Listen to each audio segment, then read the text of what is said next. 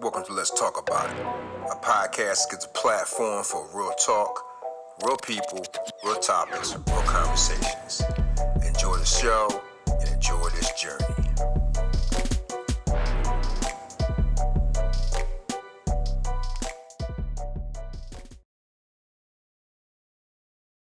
All these things you're doing, different platforms, all of that, and because you're very, very busy, you got a lot of different platforms. Are you creating more and more platforms so you can reach more and more people? Is that the whole idea here? Reaching more people is part of it. The other thing is I am not a one-dimensional person, and none of us are. And I think the reason that Americans are so depressed is because we have niched down to the point that we don't live in a fulfilling way because we're so focused on being one thing on one platform that we're flat and we're depressed. And that's crazy. So what you'll hear experts say all the time, you've got to niche down, you've got to niche down, you've got to niche down. Cool, whatever. Maybe if you want to have mass growth, but if you want to be well, you have to be able to operate in multiple spaces. Yeah. So for instance, my faith is hugely important to me. I mean, I love Jesus. The actual Jesus of the Bible, not the weird colonialistic whitewashed Jesus that has been crammed down most Americans' throats, but the actual Christ that you study. Yeah. Love that guy. Okay. So 12 is that outlet for me. 12 is the way that I'm able to communicate with people this is who Christ is, this is how much he loves you, etc., etc. But I am also a very successful female entrepreneur. Those things are equally important to me. But I can't go on 12 and retain the audience that has gone there to learn about spiritual things and start talking about investment options or how to file your taxes or what the proper way to create short form content is to actually grow an audience like that. It doesn't live there. But don't you feel you've always been successful? Even from the before you the escort days, I remember you was it was a record label or something like that. You were trying to get up there, and you went to escort days, and you started all this. You've kind of always been successful in different ways. Yeah, I think that depends on how you determine what success is. Okay, well, so all that you did, what's your definition of successful? Freedom to do whatever the heck I want. Okay. And not financially, because I still have financial obligations. But we all do, yeah. These bills. Success for me is being able to say, oh, you're coming into town on Thursday. Okay, well, I will map out the entire afternoon Thursday to do whatever I need to do, and nobody's going to tell me a dang thing about it. That's success. I don't do well. I never have. Whatever it is, I've done well. Don't tell me that I have to be someplace at a certain time. Right. Don't tell me that I have to ask you if I can go on vacation. Don't tell me that I cannot leave at 3 o'clock to go to my son's soccer game. None of that is going to work for me. And so I had to assess, for me, success. I could have stayed in corporate America and probably I make decent money, but I could have made way more money without the headache of entrepreneurship. Some will call you defiant. Oh, I am defiant. Yeah, some will call you that. And I'm okay with that. I think that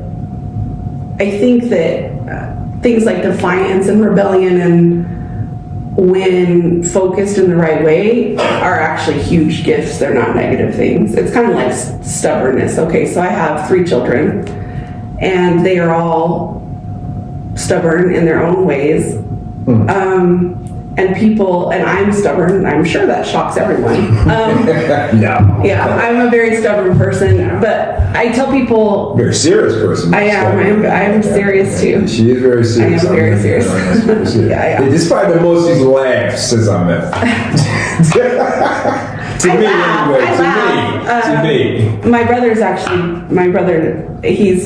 I crack up with him. He is hilarious. But I will be like, oh, that's funny. And he's like, why aren't you laughing? I'm like, I don't know. It is funny. But that's That's just you. It's just who I am. Yeah. Okay. But I would rather my kid be stubborn and not be led around by their nose doing all kinds of nonsensical things because that's what their friends want them to do.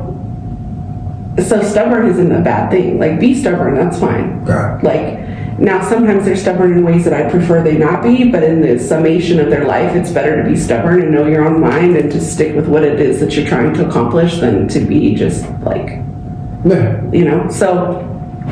Yeah, so for me, I have always been successful, but I would say that probably in the last year, I would consider myself to be successful. Meaning, and it's not based off of income, and it's not based off of that. It's based off of genuinely just freedom and being able to plan my own schedule. I love everything about this and you. Now, you gotta tell me about when the hell is this book of yours coming out? I keep on seeing it. It's 2024. Books, Lies, and the Hamster. Now, Sex, Lies, and the Hamster. So, yeah, Sex, Lies, and the Hamster. What's the hamster about? The hamster wheel. So basically the concept is that in any given situation, I believe that the most powerful tool that Satan has against us, or the evil has against us, is that he can't do anything to us. Like, he can't touch us. He can't.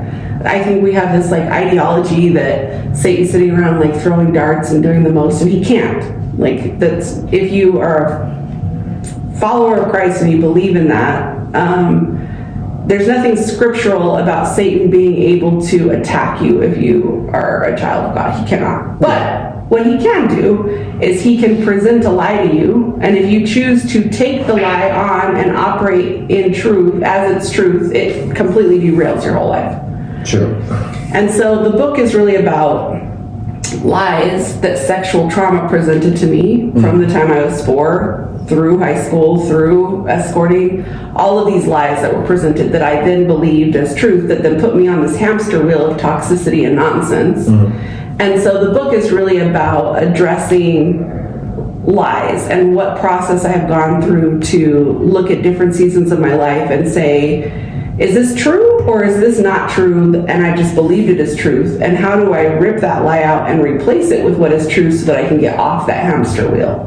Because until you address the lie, you're going to be in this cyclical place and there's nothing that you can do about it. And so it's really helping people assess, you know, my mom used to tell me that I was no good. Well, that's a lie. At what point did I start believing what she was saying to me? And what is the truth? And how do I rewire my brain so that I am no longer operating from this broken place and I'm able to step more fully into the things that I'm supposed to be actually doing, but I can't do because I believe that I'm no good. And so that's really what the book is about. And it's completely written, it's completely edited. Me and the publishing house went back and forth over the cover for a good 6 months. We've landed on that, and now all I have to do is I am reading the Audible myself. So for the book that will be on Audible for Kindle and that, like anything audio, I'm reading the book. So I just have to record it, and then it should be good to go. I want a signed copy. Okay. Yeah, and then I'm writing the other one that's finished that's actually going to be on Amazon probably in the next 6 weeks. Is called Ropes, Rods, and Dirty Pots. And that's about, if you follow me on TikTok or on YouTube, there's 2 stories in the Bible that just completely changed my entire perspective of the Bible. And one of them was when Jesus turned water into wine. He asked for dirty pots. Like, so the pots that he used ceremonial washing vessels, which were these giant pots that people used to wash their hands and feet in. And that's what he had them fill with water and turn into wine. And the reason that is significant is because in Jewish culture, those would have been considered to be unclean and they would have never drank out of them. Ever. Really? So the fact... And then in the story, as you read, it says, Jesus, the guy says, not only is this wine, not only do we have way more wine, but this is the best wine I have ever tasted in my life. From a dirty pot. From a dirty pot. And the significance of that for me is that it doesn't matter how dirty or unclean you are, God is capable and willing to work a miracle in your life that is going to be better than anything else out there. Wow. So I've never thought of it like that. Honestly, this is the first time I've never thought of it like that. And that's so crazy. so I studied the Bible. There's so many things that are mentioned in the Bible that we never ever dive into. But the significant lessons that are attached to the object that we completely miss because we don't take the time to dive into it, that's what the book is about. So it's like the rope that Rahab throws out the window. This I talk about on TikTok too. So the rope in Joshua chapter 2, spies were going to Jericho. They run into a prostitute. She's my favorite character in the Bible because we have a lot of things in common. Okay. She hides these spies. They tell her, hey, if we're coming back to destroy the city, in order for you and your entire family to be saved, you need to bring them to this house and hang this red rope out of your window. Well, theologians like to get way too deep and say, oh, it represents the blood of Jesus. Maybe. But if you understand the historical significance, that rope told everyone that she was a prostitute.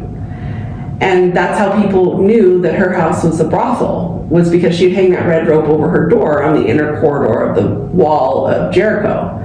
So in order for her to bring salvation to herself and her entire family, she had to own in entirety who she was by hanging out the window first to notify her rescuers that this is who I am. And then once the rescuers came, that brought freedom to her and her family, and she ends up being listed in Matthew as the great-great-great-great-great-grandmother of Jesus. So one of the things that Satan does is he wants us to hide all of the mess and the negativity of who we were, but that is what brings salvation, is owning this is who I was. And first, it allows my rescuer, God in this case, to say, this is what I need you to rescue me from. I never heard about this shit at all. And then, seriously. And then that acknowledging, like, okay, I was a prostitute. That's what I was. There are all kinds of mental and emotional nonsense that comes with that. If I don't own that that's who I was, I cannot prevent those things energetically and spiritually from falling onto my children. If I want to bring salvation to generations of people that are coming behind me, I have to own the entirety of who I was. I have to hang out the window, I have to allow my rescuer to know, and I have to own it with the people around me, because that brings freedom to myself and to everyone else that's in proximity of me. Wow. So that book is actually a devotional book, and it's like we're talking about the pots, we're talking about Rahab, we're talking about the rod that's in the story of Moses, we're talking about the spike that Jael slammed through this dude's head. We're talking about all of these objects in the Bible and the lessons that they teach, and so that's kind of... I never even knew that was in there. Mm-hmm. Never. Never. Nobody teaches this stuff. No, so in church, they never talk about that part. Mm-hmm. They just want to hide that part. Mm-hmm. Okay. All right. I think we covered all your... I have to know, what was the Mahalia Project? What was Mahalia Project? What was that? The Mahalia Project is a media company that 12 works in tandem with very closely, that essentially focuses on the way that women are portrayed in media in order to influence men not to be consumers of trafficked women. You got to break that down. Yeah. You got to break that from there. So essentially, something that people don't like to talk about whenever it comes to human trafficking is we can rescue people, we can do everything that we can to protect young people online, we can do all this. But until we address the consumer of the trafficked girls, which are men, and in fact 55% of all trafficked humans in the world are purchased by American men, over half. Yeah. What's going on in men that is making them think that women are commodities that should be able to be bought in the first place? And how does the media enforce that visually in everything from rap music videos to swimsuit commercials to selling perfume? Yeah. There's this hypersexuality that subconsciously teaches young boys from a very early age that women are objects and that women should, and porn doesn't help, because pornography is not real sex. And so then you have men that, are introduced to porn at 10 years old and think that that's how sex is supposed to be. I ain't gonna lie, man. And it's not how it's 12, supposed to be. you know what I mean? Because I didn't know what sex was until I think I was 12. And back in the day with the whole VHS tapes, push, fast forward, rewind, shit like that. I had no idea. My parents never talked to me about it. And that was the first start or seen anything with sex ever. Right. And it's becoming, obviously, it's becoming worse and worse because it's easier and easier for people to access at a younger and younger age. Yeah. Right. So Mahalia, the purpose of Mahalia is explaining, first off, that men do not own women's sexuality or sensuality. I am allowed to be sensual and sexy just because I feel like it, not because it's for a man or a show or whatever. And so how do you retrain men through the media to understand that this woman is not trying to seduce you? She just has boobs because she was born with boobs. So Mahalia Project is that it's very much that it's done with high fashion and very high production value, but it's consistently teaching lessons about women are beautiful and women are sensual and women are sexual beings just because they are, not because it's meant to be consumed. And how do we retrain men to understand and celebrate that sensuality and that beauty without it automatically becoming sexual to them, but also without shaming people for being sexual beings? But what would you say to the men that's going to go to escorts for that? Well, I mean, deep diving into that, the problem is that more men, we need to, men and women, frankly, need to spend time working on themselves. Like, what is it in you that you feel like you can't get unless you hire an escort? Because there's brokenness there. It's not just, I don't like that there's this, like, the whole boys will be boys and men just have to have sex. That's basically just chalking you up to being an animal and completely incapable of controlling yourself. And that's not true. Yeah. We don't celebrate men who have discipline and are in control of themselves. We don't.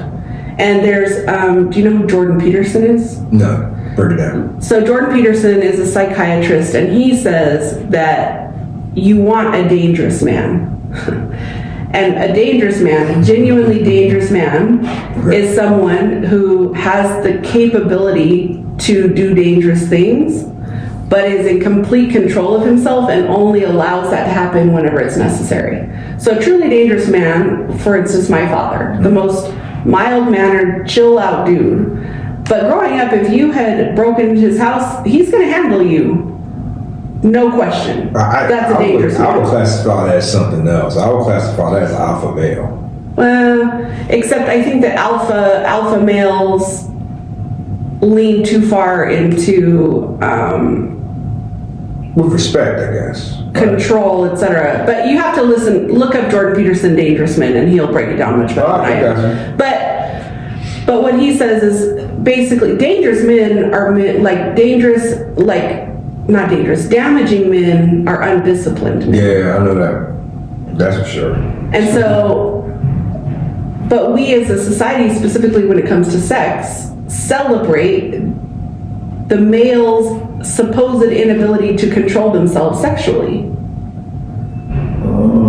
It's celebrated. Because instead of saying, okay, you're a married man, you made that commitment to this woman. You're not. I'm not saying that. But I'm saying, like, pretend you're married. I got you. If you're married, I don't even want to pretend, but right. But if you're a married man, all right, you made a commitment to this woman. Yeah. She made a commitment to you. It does not matter what your urges are because you are not an animal. Like, you are not just some rando. You made a commitment, and if you are genuinely a solid human, it doesn't matter if you don't have sex ever. It doesn't mean you step outside of that. Now, you have two options. Have the conversation with her and see if she'll fix it, or leave. That I did not do. Or when I was married. So I know what you're talking about fully. I did not do that when I was married.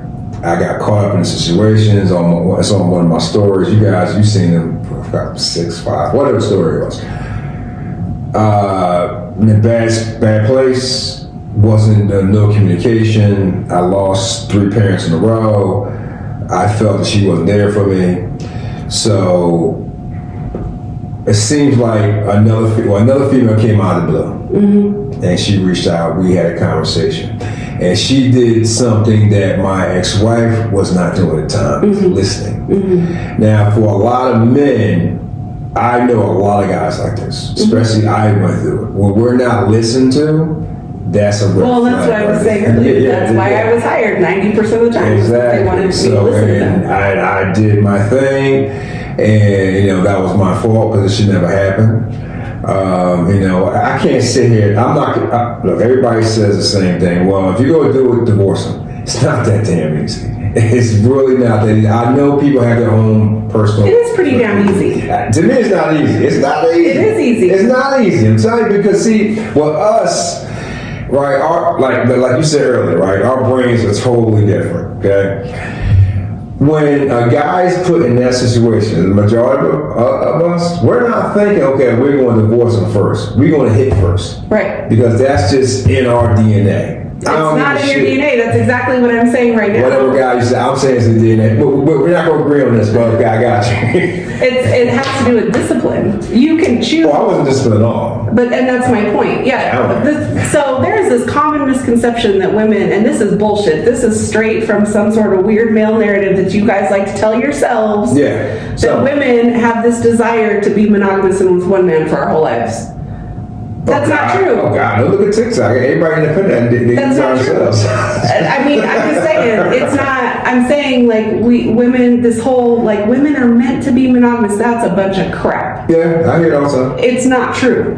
And so men will be like, well, it's just in us to have multiple partners. You don't think it's in us? No, I don't know what's Well, back then. But you see what I'm saying? Like, it's this conception that women want to be monogamous and men don't, because it's in you guys to not be and it's in us to be, and that's not true. Why y'all guys want multiple partners? Why not? Why would we not? Yeah, why? Why would we not want two multiple guys. partners? Not at the same time. I'm not saying same time, but like, Listen, what? I You like want a sensitive guy this day and a hard ass that's that. facts. So you can't have them together? First off, they don't exist together. How do you know you're a married guy? What? You're a married. It's a lot. It could be I can say with absolute confidence Oh Lord. that I have been with more men in my life than 90% of anyone else that you're going to talk to. Probably more than that. Probably 95. You have to remember who you're talking to. I have been with a lot of men. And even dating. But it's not even that. It's like, just like, the reason that monogamy is something that I believe in and will go with and choose to do when I'm in a relationship is because, one, STDs are real. I don't want to be dealing with those. Two, I recognize that you have to know someone really well to be able to build with someone and build something that's worth keeping. So I believe in monogamy for that. My parents have been happily married and faithful to each other for 48 years married, 51 years total. So I've had that as an example. That's beautiful. But it's like, I don't want to eat a hamburger every day. Now, if I choose and make a commitment to eat a hamburger every day, that's what I'm going to eat every single day. Every now and then you want the cheeseburger. But sometimes I want a steak. Sometimes I want fun. Okay? Sometimes I just want to eat brownies and ice cream for dinner. Hey, brownies and ice cream. Whatever. Okay. My point is, I got you. like, you put in different spots. yeah. I got you. And men are the same way. Like, I might really like this hamburger. It might be my favorite hamburger. Okay, but I'm going to want chicken tomorrow. It doesn't mean I'm going to go eat the chicken. But don't tell me I don't want the chicken. You know, off topic, you know what nobody ever talks about anymore? Condoms.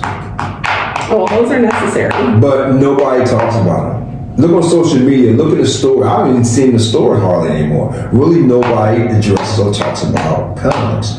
Well, everybody's hooking up and doing all this shit like that. Nobody, even in TV ads or even movies, nobody even talks about it. Remember back in the day, especially when Magic came out. I mean, everybody was running every clinic out there. It was condom galore, right? They had condemnation, all these stores. Nobody talks about them at all. They'll come up with a thing about, oh, it doesn't feel right. Well, I mean, really, nobody really likes them, but I mean, listen, you got like the number two top diseases out there, people, are chlamydia and gonorrhea. Tops. And I can tell you from experience, I have had gonorrhea when I was escorting.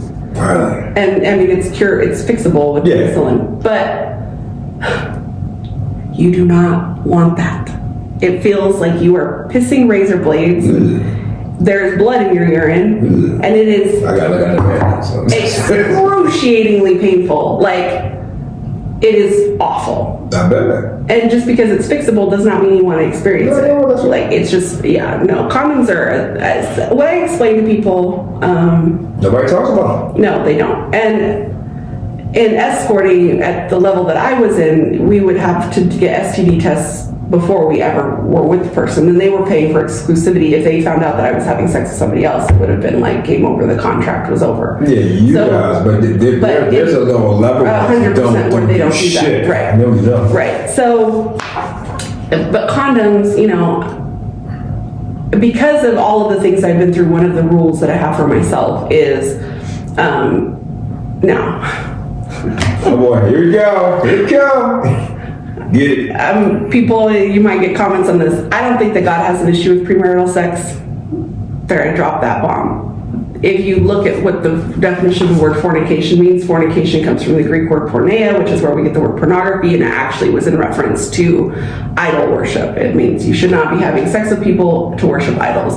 In 1927, when birth control came out, the Catholic Church didn't like that women were going to be able to have casual sex, and therefore they actually reached out to the Oxford Dictionary and asked them to change the definition of fornication from what it originally was to include premarital. Now, there are going to be pastors and people that come after me. I don't care. I don't think God is okay with us having casual, meaningless sex where you're just slinging your vagina all over the place, because it isn't caring for your body, which we're mandated to do. We're a temple of the Holy Spirit, so we're supposed to care for our body, and it can cause major emotional trauma. But do I think that you have to actually be legally married to have sex with somebody and piss off God? No, I don't. So that being said, whenever you have a pastor sitting here talking about premarital sex, do not come at me saying that I'm not really loving Jesus and I'm not really a pastor because I don't have a problem with premarital sex. Now that I've done that PSA. For me, it is very, very easy, and I talk about this on TikTok too, it is very easy for me to have casual, meaningless sex like a dude. I'd hit it and quit it, never talk to the guy again and not care at all. Like, that was fun, high five, get your shoes. That seems like it be the trend right now. It's very easy for me, but because I know that that does not please God, and because I know that that is not how I'm supposed to conduct myself, I have to have dated someone a while before I will have sex with them. But hold on, stop right here. But, and please will come back and say, okay, well, you men do now. What do you men get out of it? Like, what do you women really get out of it? Because that's to seem like the real trend right now. Orgasm? Well, you're not guaranteed that all the time, man. If you know your body. I mean, it's harder for you guys than it is for us. It's not that hard. If you know your body, it's not that hard. But when you get to a position, move, whatever. Okay, all right. But so now it's like hit it, quit, that's it. Because really, for men and women, it has to stop. Honestly. No, it does. It does. It gets boring after a while because, after you do it, you're like, what the fuck? Like, I don't even want to be here anymore. Or they gotta go, or you gotta go. But see how way this world is coming about now, everybody just wants to have a little fun, just go about their business. They focus on their careers and everything else like that. It's getting very tiresome. I throw my little PSA into it too. 100%. You go I agree. But what I'm saying is, for me, specifically with condoms and the STD situation, is if I have to have dated someone for a while, and if it gets to the point where I think that that's where we're headed, then I go get an STD check, and I make him go get an STD check, and then we have to share that, and then condoms aren't an issue, because you're at a point where you're capable of committing sexually, even if you're not 100% committed in general, but you're like, I'm only going to have sex with you, you're only going to have sex with me, then condoms are an issue. But if you're going to just be out here whiling out, Yeah. then you absolutely have to. I know a couple people do that bullshit. But anyway, we're going to come down to the last two I got to know about. Creative solutions. Mm-hmm. What is that? Creative solutions. Yeah. Is that a thing? Creative Solutions is a client of mine. Something you want to talk about or not talk about? I mean, what do you want to know about it? What is it? Like, what's it about? What do you do? Wait, is it part of the marketing? No, Creative Solutions, I believe that particular organization actually deals specifically with pot and like THC. And it's THC Creative Solutions, and essentially they help cannabis companies market online. Gotcha. And which is very, very tricky because it's not federally legal, it's locally legal, but the internet is across the country. So like you're bound a little bit based on what kind of marketing initiatives you can do on the internet, because you can't legally have it accidentally marketed in a state where it's not legal. Hear that, Mark King? Hear that?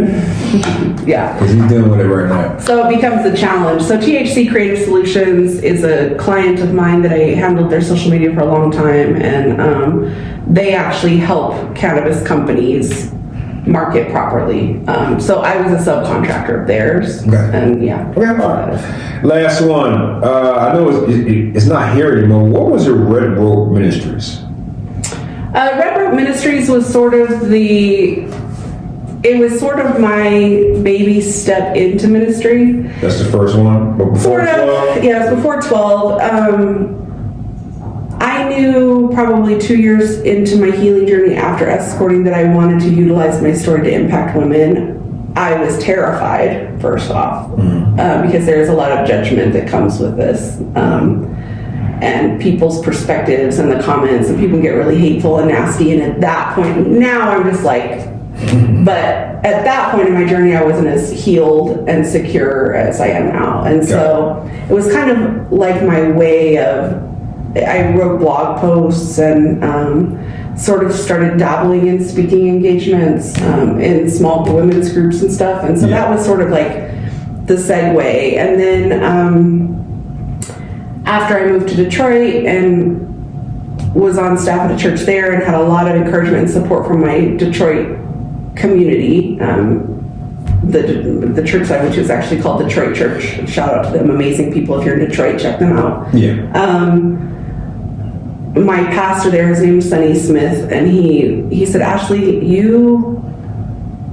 first off, the way that you teach the word is not like how anyone else teaches the word. And you're able to take really deep concepts and principles that are found in scripture and teach it in a way that's very understandable and tactile, and things that other people miss, like the pots or the rope or whatever, that becomes, and he's like, I feel like you need to step more fully into that. And then in Detroit, I also took a course on human trafficking with the FBI, and I just gained a lot of, my personal life was imploding because my husband had a sex addiction, was cheating on me like a crazy person. Oh, yeah. All right.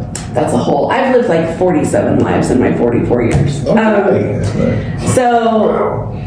You got to read a book for real. Well, I have.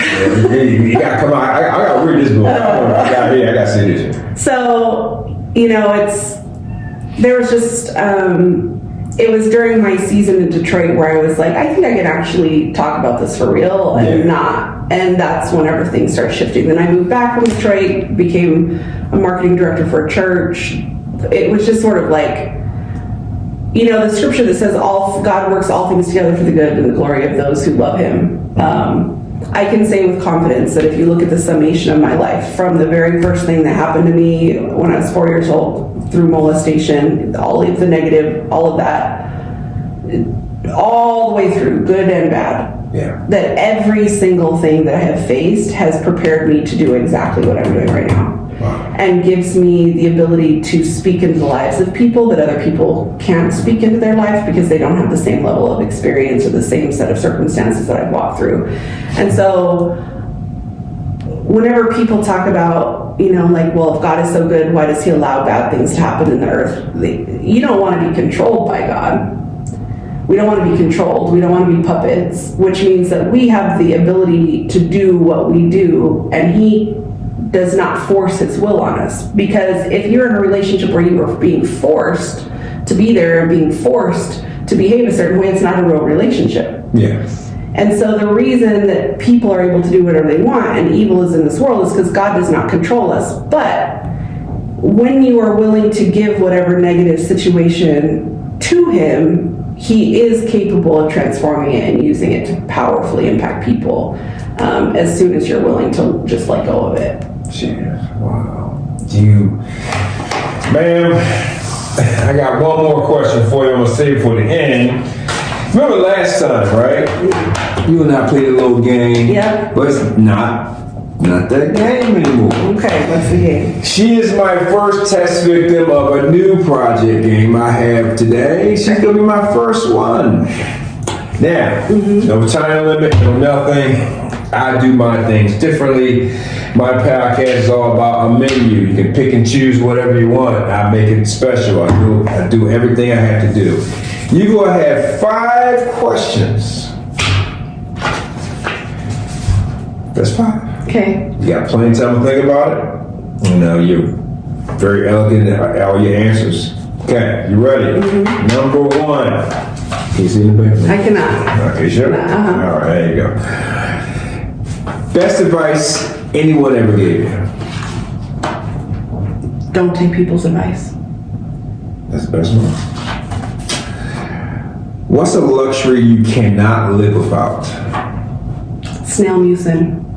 What? Snail mucin. What is The snail? ladies will know what snail mucin is. Snail music. Okay. It's a skincare product. Okay. It's basically snail goo that you rub all over your face. This is an interesting one. I can't wait to hear this one. What era in history would you like to experience?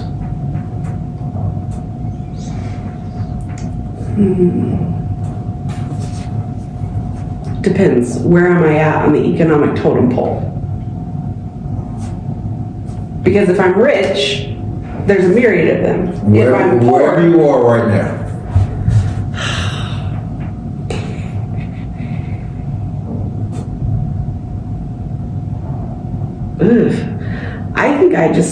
I don't think there's any of them that I want to experience.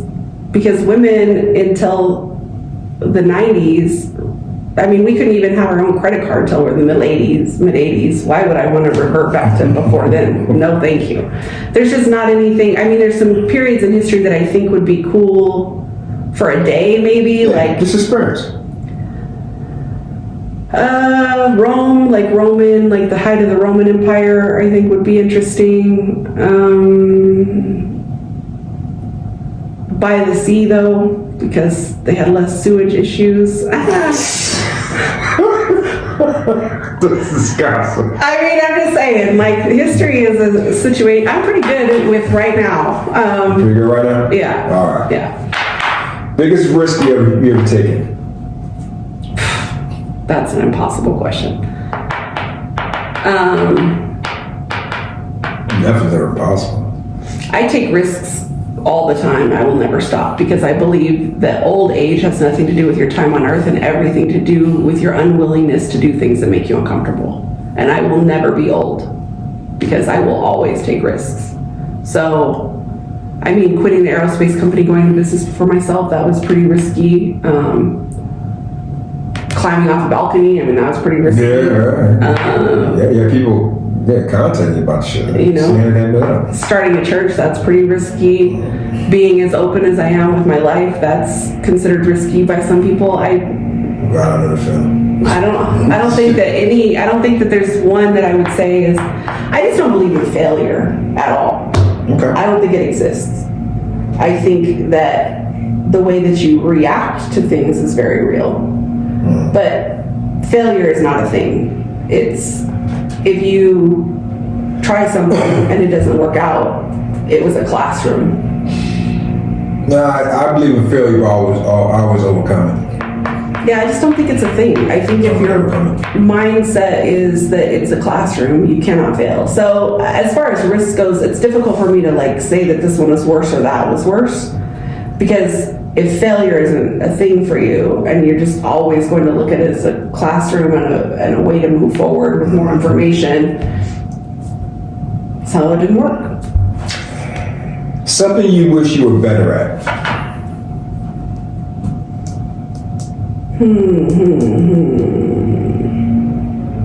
Oddly, probably time management. I'm like the queen of procrastination, which surprises people because I have so much going on. But I'll like do nothing for 3 days and be like, crap, I've got to do this in the next 6 hours. It's like a weird thing, so probably time management. I'm going to end it here on this one, but I got something to say. First and foremost, ladies and gentlemen, this young lady, when she takes pictures, she has the most beautiful smile you will ever see in your life. Ever. She'll probably say no. Very photogenic. Every time I see her, I post her thing like, why are you not smiling? But she smile on that one, she won't smile in front of me barely. But you know, it's like crazy, right? It's not true. So, everything you've been through, young lady, you know, ups and downs, the whole stereotype.